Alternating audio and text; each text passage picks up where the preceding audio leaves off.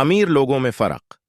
एक जमाने में हिंदुस्तान के एक छोटे से गांव में रवि और सरीश नाम के दो दोस्त रहते थे। रवि का ताल्लुक एक अमीर घराने से था, जबकि सरीश के खानदान ने अपना पीठ भरने के लिए जदोजहद की। उनके मुख्तलिफ पस मंजर के बावजूद दोनों दोस्तों के दरमियान मजबूत रिश्ता है। एक दिन रवि और सरीश ने करीबी जंगल की तलाश के लिए एक महम जोई पर जाने का फैसला किया। जब वो जंगल में दाखिल हुए तो उनका सामना एक बूढ़े बाबा से हुआ जो एक दरख्त के नीचे बैठे थे। बाबा ने गर्मजोशी से उनका इस्तकबाल किया और एक कहानी बताने की पेशकश की जो उन्हें एक अहम अखलाकी सबक सिखाएगी। बाबा ने अपनी कहानी शुरू की। एक दौर की सल्तनत में राजेश नामी एक अमीर सौदागर और अर्जन नाम का एक आजिज किसान रहता था। राजेश अपने शाहाना तर्ज जिंदगी के लिए जाना जाता था, जिसके अरद गरद दौलत और शान और शौकत थी। दूसरी तरफ अर्जन ने एक सादा जिंदगी गुजारी, अपने खेतों में सख्त मेहनत करके अपने खानदान का पीठ पाला। एक दिन एक खौफनाक खशक साली ने जमीन को अपनी लिपेट में ले लिया, जिससे खेत बंजर हो गए और देहाती जिंदा रहने के लिए जदोजहद कर रहे थे। राजेश और अर्जन दोनों उस आफत से मुतासिर हुए थे, लेकिन उनका रद्दामल बिल्कुल मुख्तलिफ था। राजेश ने जरूरतमंदों की मदद करने से इनकार करते हुए अपने पास जो भी खुराक और वसाइल थे जमा कर लिए। इसे अपनी दौलत और हैसियत के खो जाने का खौफ था और उसकी खुद गर्जी ने गांव वालों के मसाइब को मजीद बढ़ा दिया। दरें उसना अर्जन ने अपने अनाज का जखीरा खोला और अपने साथी गांव वालों के साथ खाना बांट दिया, हालांकि उसके पास अपने लिए काफी नहीं था। उन्होंने बेलोसी और हमदर्दी की मिसाल कायम करते हुए कमीवंटी की हमायत के लिए अनथिक मेहनत की।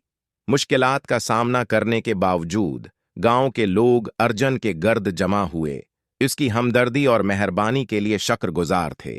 जैसे जैसे खशक साली जारी रही, राजेश की खुद गर्जी उसकी तन्हाई और तन्हाई का बायस बनी। इसकी दौलत उसे वो सहारा और दोस्ती नहीं खरीद सकती थी जिसकी वो ख्वाहिश करता था। इसके बराकस अर्जन को अपनी बरादरी के इत्तेहाद और खैर सगाली में ताकत मिली। इसके ऐमाल ने उसे दूसरों के लिए अजीज बना दिया था और वो अपनी जदोजहद में कभी तन्हा नहीं था। एक दिन गांव से गुजरने वाले ताजरों के काफले पर डाकुओं ने हमला कर दिया। राजेश अपनी दौलत की हफाजत की उम्मीद में खौफ से छिप गया जब डाकू उसके घर को लूट रहे थे। इसके बरअक्स अर्जन बेखौफ होकर डाकुओं के सामने खड़ा हुआ, अपनी अक्ल और हिम्मत का इस्तेमाल करते हुए अपने गांव का दफा किया और हमले आवरों को बिगा दिया। आखिर मीन जबकि राजेश तलका और थिलग रहा, अर्जन को एक हीरो के तौर पर मनाया गया, जिसे गांव वालों ने उसकी बेलोसी और बहादुरी के लिए इज्जत दी थी। दौलतमंद लेकिन खुद गरज ताजिर और आजिज लेकिन फयाज किसान की कहानी बादशाही में गूंजती है, जो अमीर और गरीब के दरमियान वाज़ेह फ़र्क की याद दहानी के तौर पर काम करती है। बाबा ने अपनी कहानी ख़त्म की और रवि और सरीश सोच समझकर खामोश बैठे, इसके गहरे अखलाकी सबक पर गौर करते हुए। बूढ़े बाबा ने फिर वजाहत की, राजेश और अर्जन की कहानी माल व दौलत के लिहाज से नहीं, बल्कि उनकी अक़दार और ऐमाल के लिहाज से अमीर और गरीब के दरमियान बिल्कुल फ़र्क को वाज़ेह करती है। ये हमें सिखाता है कि हकीकी दौलत मेहरबानी, हमदर्दी में मुज़मर है और सखावत दौलत जमा करने के बजाय दूसरों तक पहुंचती है।